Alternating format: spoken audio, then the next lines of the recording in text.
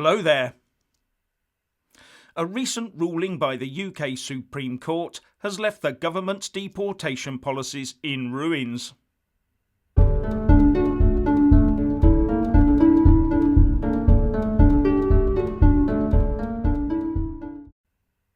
Firstly, please give this video a like to give my channel a boost, and I'm always uploading new videos, so please do check back daily. Now, the basic story here is that a young 13-year-old Zimbabwean lad, referred to in the court documents as AM, was allowed into the UK in the year 2000 and given indefinite leave to remain. He went on to commit a string of offences and became HIV positive somewhere along the way and is in receipt of the requisite therapy.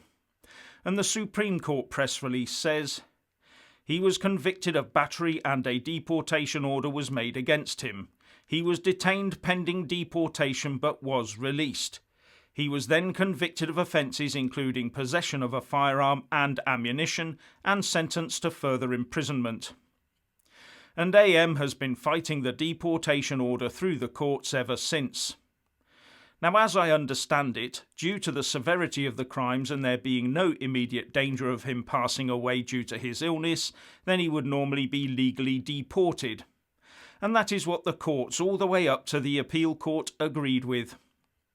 But the European Court of Human Rights, the ECHR, which is not an EU court by the way, made a ruling in 2016 that means that if the potential deportee can't get the same treatment as they have here, then you can't deport them.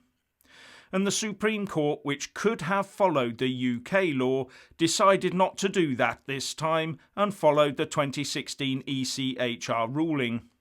And the Mail reports, however, Supreme Court judges, including the controversial Baroness Hale, have now adopted a lower threshold as laid down by the European Court of Human Rights in 2016.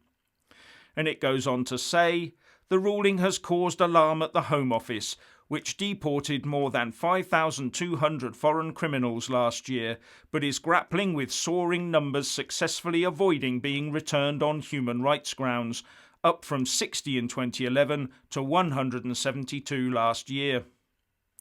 So we now have a gold-plated travel service bringing people into the country in the form of the UK Border Force, and a gold-plated indefinite leave to remain service for those in receipt of medical care in the form of Baroness Hale and her Supreme Court.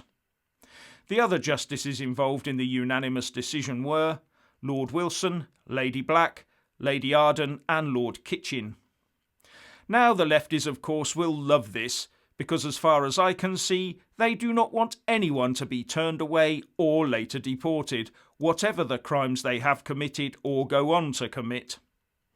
Tory MP for Wellingborough, Peter Bone, said, if this isn't reversed by legislation, then it will be used to keep more foreign criminals in this country, and that's not right. It's also a kick in the teeth for any of the victims of these criminals, especially when they reappear in a community close to where the victims live. It's a privilege to be let into the UK, especially when given permanent leave to remain and get expensive medical treatment. But these lefties and some judges are taking all that and trying to turn it from being a privilege into a human right, with a human right for them to do what they want as well. Most normal thinking people will find this so frustrating, and Peter Bone is right. Get the law written to protect our people. And if that takes leaving the European Convention on Human Rights, then so be it. Anyway, if you want to hear more from me, please don't forget to subscribe and also press that little bell, or you won't get any notifications. And if you want to see more of me, buy a mug with my mug on it. So what do you think about this? Please share and comment, and thank you for watching. Please do like and share this video, and also subscribe to my channel. And when subscribing, please do remember to press on the little bell next to the subscribe button. That way you'll get an alert every single time I put up a new video. And thank you very much for watching.